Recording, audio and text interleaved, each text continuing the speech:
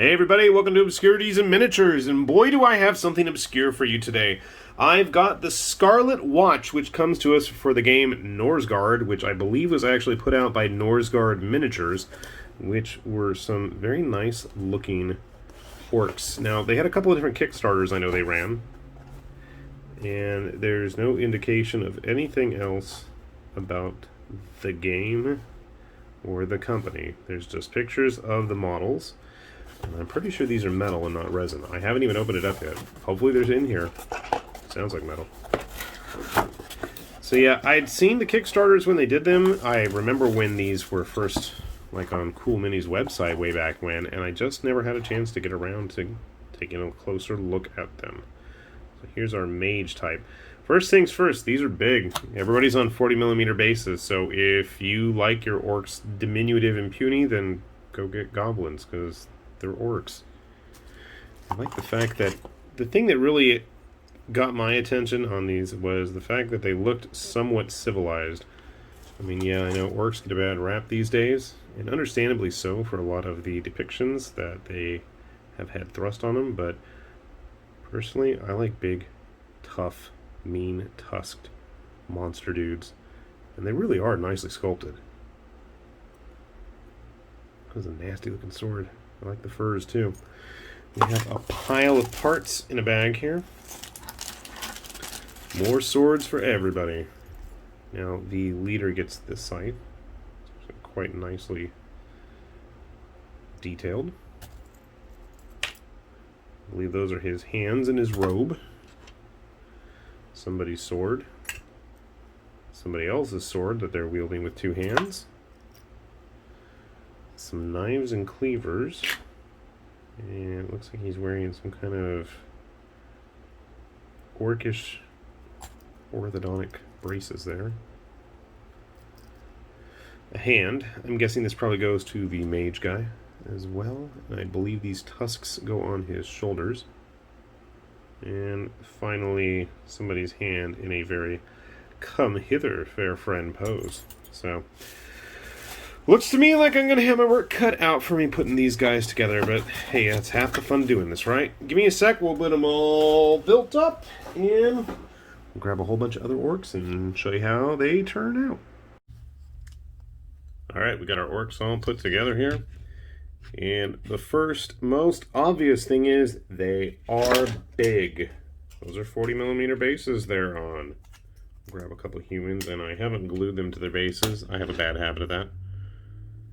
I do like their poses. They feel quite dynamic, not overtly fluid in motion, but there's enough there to make it look like they're not just standing idly by. I like this guy the most, I think. The extra sword helps. Details do come through without having to prime them either, which is always nice. Those horns on the spellcaster, I'm assuming he's a spellcaster. He looks like a spellcaster. He's quite learned with all the books there. They were kind of a pain. They didn't need to be drilled out and cleaned out in order to get them to fit flush with the rest of his body there. And honestly, well, maybe someday I'll find the rules for Norsgard, but I think in the meantime, they're going to make great ogre or what are they, Iron Jaws type proxies. So grabbing an actual Iron Jaw, let me stagger them up here a little bit. We'll get a human as well.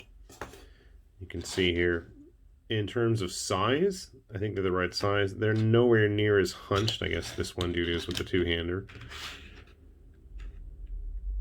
But the bulk doesn't seem as thick as the Iron Jaws. But then again, the Iron Jaws also have a lot of that kind of heavier armor up on top, where these guys actually are pretty lightly armored other than like a few bits and pieces here and there. Grabbing a human or two, you can start to see some profound differences in size. Mantic Basilian and our good old GW Inquisitor guy. And then if you want to scale them down a little bit further,